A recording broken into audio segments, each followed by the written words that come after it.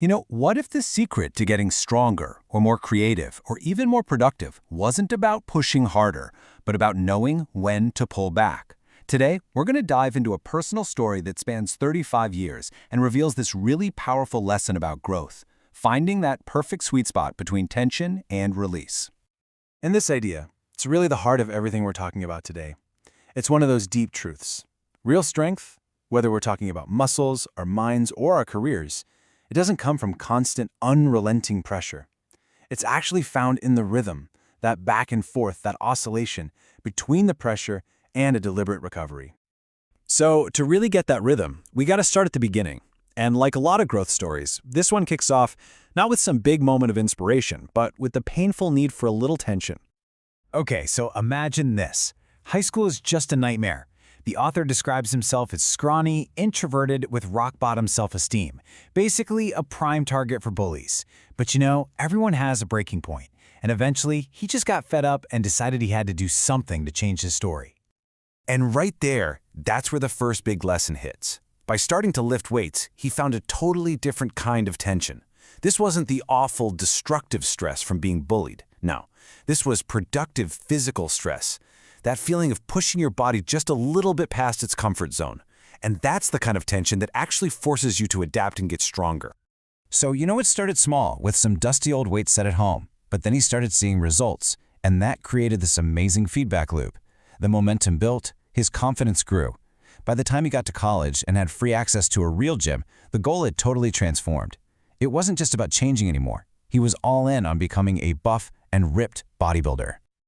But you know how it is, right? This early success, it leads to this classic trap. The pendulum of effort started to swing wildly from one extreme to the other, creating that all-or-nothing cycle that I think a lot of us can probably relate to.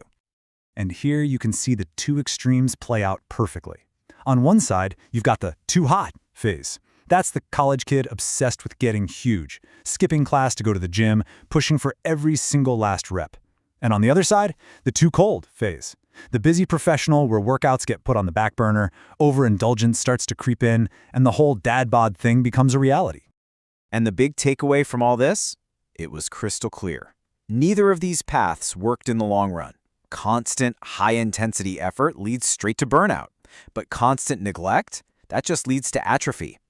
Both extremes were just two sides of the same unsustainable coin. So, that realization, that's the turning point in the whole story. After years of swinging between these two poles, the search began for something different. A middle path, a sustainable, balanced approach. The search for what feels just right. And look, this wasn't just about changing up a workout routine. It was a total mindset shift.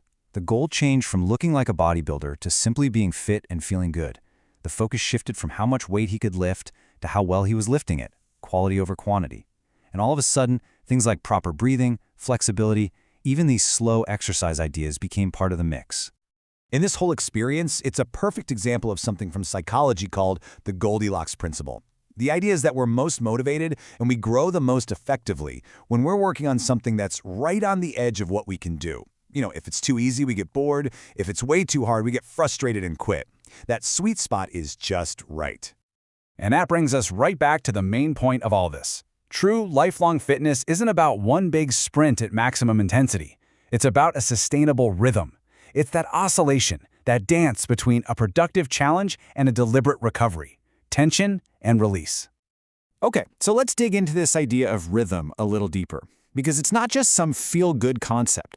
It's actually backed by science, and you can see it in top performers in just about any field. Just think about a top athlete. They're not going 110% every single day, right? No way. They strategically challenge their bodies with really intense training. But then, and this is absolutely the most important part, they follow it up with deliberate recovery. Easy sessions, complete rest. Because the growth, the part where you actually get stronger, that doesn't happen during the stress. It happens during the rest. And hey, this isn't just for pro athletes. This rhythm is literally hardwired into all of us. Our bodies operate on these natural energy waves called ultraradian rhythms, and they cycle roughly every 90 minutes. Our focus and our energy, they naturally rise, they peak, and then they need to dip for a little recovery. So the practical takeaway here is massive. You can basically fight against your body's natural cycle, which is kind of like pushing a giant boulder uphill all day, and that leads straight to burnout. Or you can learn to work with the waves, alternating those periods of intense focus with short breaks and sustain high performance over the long haul. And of course, this whole principle of tension and release doesn't just stop at the gym door. It applies to everything: our work, our creativity, our relationships. It's really a blueprint for a sustainable life. Let's try a simple metaphor. Think about a rubber band, one that just sits in a drawer, never stretched. Yeah, it's perfectly preserved, but it's also useless. It isn't doing what it was made to do. That's kind of like a life without any challenge, without any of that productive tension. Okay, now think about the opposite. A rubber band that's stretched to its absolute limit and just held there, constantly. What's going to happen? It loses its stretchiness, its resilience, and eventually, under all that constant strain, it just snaps. That is a life of chronic stress and burnout. But a well-used rubber band, one that gets stretched regularly, but is always allowed to return to its natural state, that is where you find that perfect balance of strength and flexibility. That's the model for a resilient, sustainable, and productive life. So, let's turn this inward for a second. Let's make it about you. Just take a moment and think about your own life.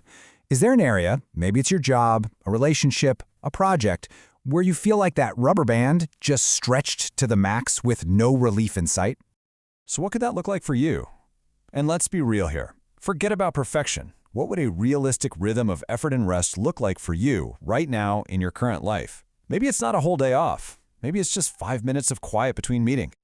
And while we're at it, let's think a little bigger. We talk all the time about physical fitness, but what about mental fitness, emotional fitness, social fitness?